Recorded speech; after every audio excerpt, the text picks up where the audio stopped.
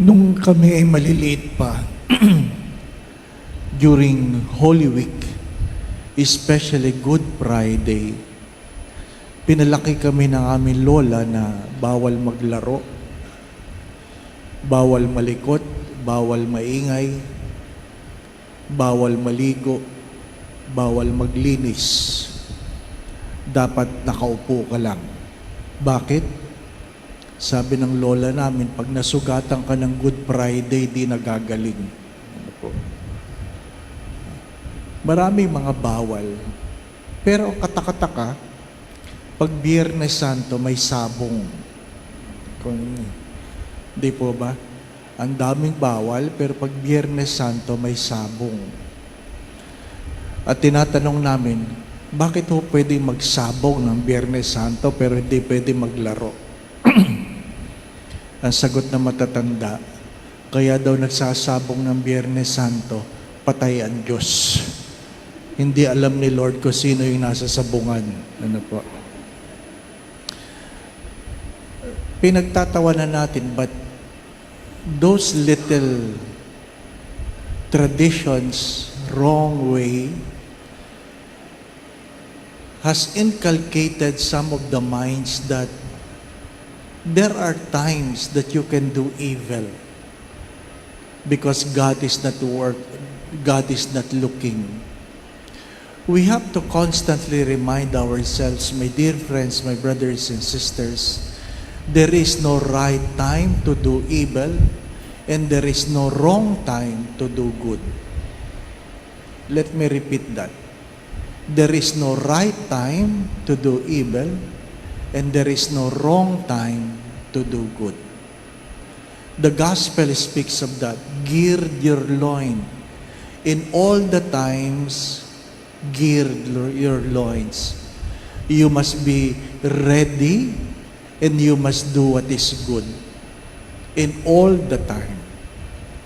In all the time, because you do not know when God will take you. What is the first reading trying to tell us? A simple logic. A little good things will always produce blessing. And St. Paul said, can you imagine the sin of one, how it affects the many? If you can imagine that, the sin of one affects the many. So the logic is also the same. The good of one affects the many. If we are ready to do good and we do good, then we become a blessing not only to ourselves, but to the people around us.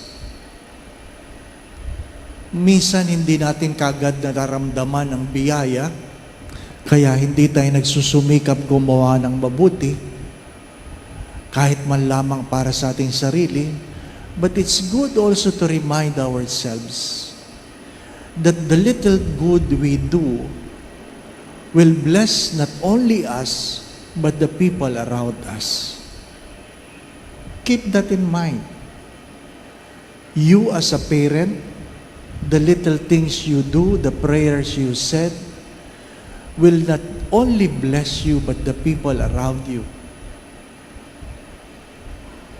Sabi ng aking kapatid, ipagdasal mo naman ang anak ng kanyang kaibigan. Sabi ko, sino?